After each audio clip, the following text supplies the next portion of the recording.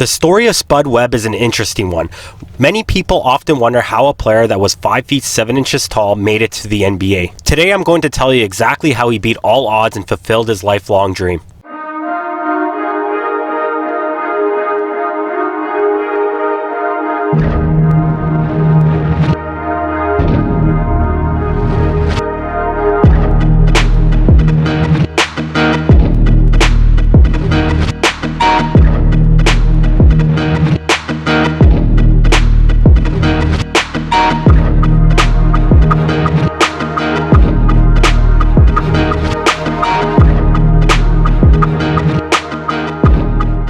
The beginning of this story takes place on July 13th, 1963, when Spud Webb was born in Dallas, Texas. Spud lived with his mother and father and 5 brothers and sisters in a very small home.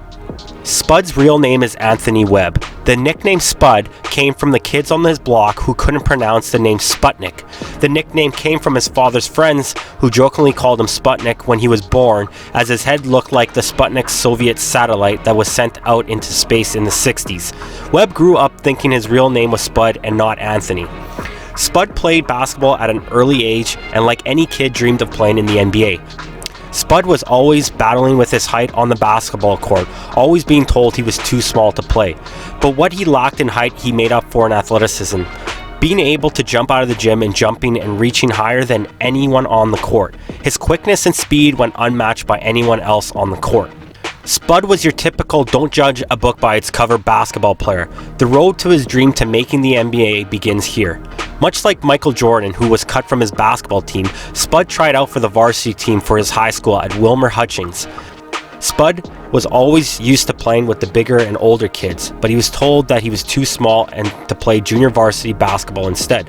Spud wanted to quit basketball altogether. Many would have, but he continued to work hard and prove the doubters wrong. Working as hard as he could, he was able to help the team make a run in the playoffs. It was rumored that Spud Webb's first dunk came when he was just 5 feet 4 inches tall in high school. Word got around town and people were in awe and taking notice of Spud. To add to that, Webb not only could jump, but he could play too. Spud Webb had a breakout year in his senior year of high school, averaging 26 points a game and drawing more attention to himself.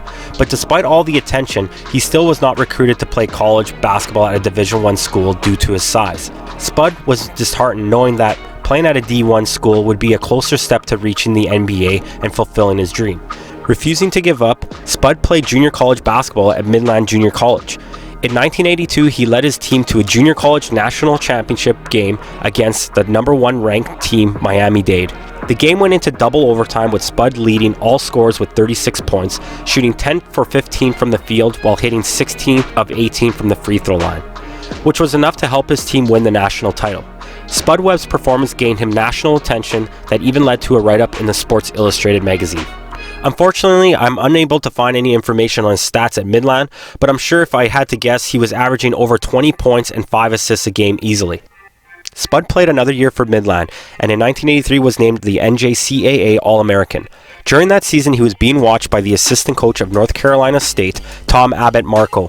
Webb visited the campus on a recruiting trip. The story goes that both Tom and the head coach of NC State, Jim Valvano, met Webb at the airport. When Jim saw a little guy walking towards them at the airport, he turned to Tom and told him, "If that's him, you're fired." Spud was able to impress the coaches and earn a full scholarship during his trip, and playing at NC State for the next 2 years in the 1984 and 85 seasons. During the 1983 and 84 season, Spud's first year with the team, starting at the point guard position, he averaged 9.8 points a game, 6 assists, and almost 2 steals a game.